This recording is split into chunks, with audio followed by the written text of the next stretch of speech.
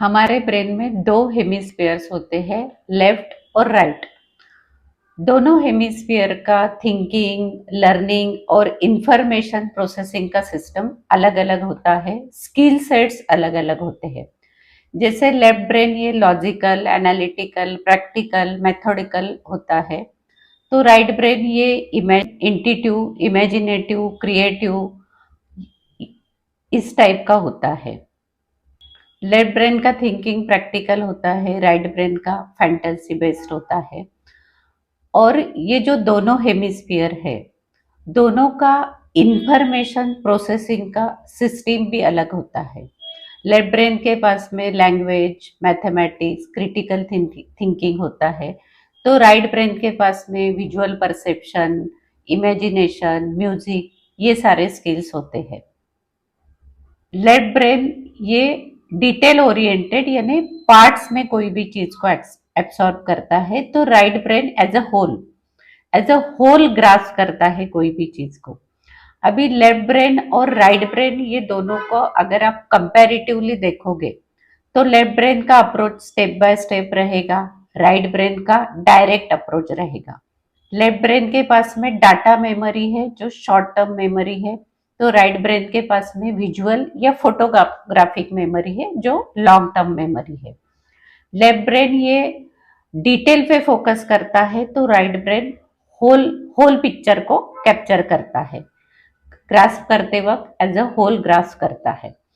अभी ये जो डाटा मेमोरी और फोटोग्राफिक मेमोरी के बारे में हम सोचते हैं, तो हम अगर किसी से मिलते हैं और हम अगर किसी नए व्यक्ति को मिलते हैं, उसके साथ में हमारा इंट्रोडक्शन होता है, उनकी पहचान होती है, लेकिन वो व्यक्ति अगर हमें बाद में 5-6 महीने कहीं पे नहीं मिलता है और 5-6 महीने के बाद में हम फिर से कहीं पे क्रॉस हो जाते हैं, तो क्या होता है कि हमें उस व्यक्ति का चेहरा तो याद आ जाता है कि हम पहले कहीं ना कहीं इन्हें मिले हैं, लेकिन नाम हम भूल जाते हैं, क्योंकि नाम कहाँ पे स्टोर होता है, डाटा मेमोरी में, लेफ्ट ब्रेन में। और उनका जो फेस है वो हमारे फोटोग्राफिक मेमोरी में, राइट ब्रेन में स्टोर होता है। इसीलिए इतने महीनों के बाद मिलने से भी हमारा राइट ब्रेन उसे एज इट इज रिकलेक्ट करता है फेस को, क्योंकि फोटोग्राफिक मेमोरी ये लॉन्ग टर्म मेमोरी है। तो इनिशियल स्टेज में, जैसे कि इनिशियल ईयर्स में बच्चों में राइट ब्रेन डोमिनेंट होता है। जैसे जैसे वो बड़े होते जाते हैं, उनका लेफ्ट ब्रेन का डोमिनेंस क्रिएट होते जाता है। छोटे बच्चे कोई भी चीज बहुत इजीली एक्सेप्ट करते हैं क्योंकि उनका राइट ब्रेन डोमिनेंट होता है। तो इनिशियल ईयर्स में जब बच्चों का राइट ब्रेन डोमिनेंट है, उसी वक्त हमें उस राइट ब्रेन को स्टिम्युलेशन देना जरूरी है, उसे एक्टिवेट करना जरूरी है। और राइट ब्रेन के पास में जो फोटोग्राफिक मेमोरी है उसे ट्रेन करना और वो उसे एज अ स्किल डेवलप करना, ये बहुत ज्यादा जरूरी हो जाता है। राइट ब्रेन को स्टिम्युलेशन देने के लिए हम इमेजिनेशंस पे काम कर सकते हैं। इमेजिनेशन के लिए स्टोरीज बहुत अच्छी हेल्प करती है। छोटे बच्चों को स्टोरी पसंद भी बहुत होती है, तो आप अगर बच्चों को कहानी सुनाते हो, तो वो अलग अलग कैरेक्टर जो है वो इमेजिन करते हैं। कहानी में जो इन्वायरमेंट होता है वो भी वो अपने ब्रेन से इमेजिन करते हैं, वो विजुअलाइज करते हैं।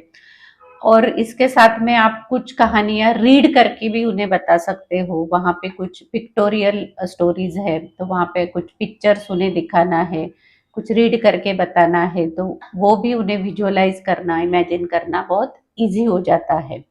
लेकिन उनको कभी भी डायरेक्टली स्टोरीज के आपको वीडियोज नहीं दिखाना है, क्योंकि आप डायरेक्टली अगर वीडियोज दिखाओगे तो उनके इमेजिनेशन को वहां पे कुछ भी स्कोप नहीं मिलने वाला।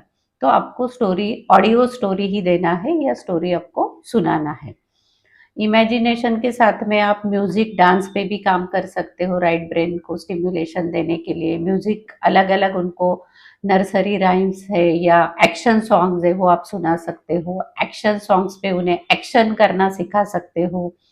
आप उनके पास से उनके हाथ पैर हिला के एक्शंस उनके पास से करवा के ले सकते हो। तो म्यूजिक और डांस से भी उनको राइट ब्रेन स्टिमुलेशन में काफी हेल्प हो जाती है। इसके साथ में ही क्रिएटिविटी क्रिएटिविटी ये भी राइट ब्रेन का फंक्शन है।